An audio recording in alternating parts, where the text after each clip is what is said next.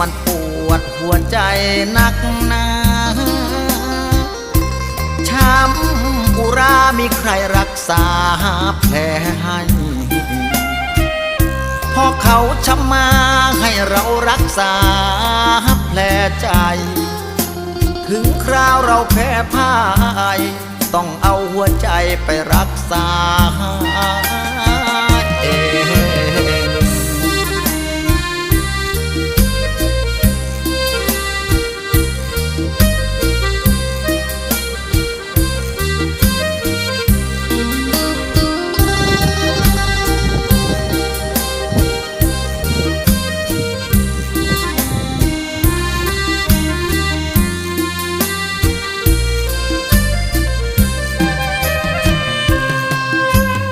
เราเป็นเหมือนส่วนเกินต้องหลีกทางเดินห่างเหินเข้าไป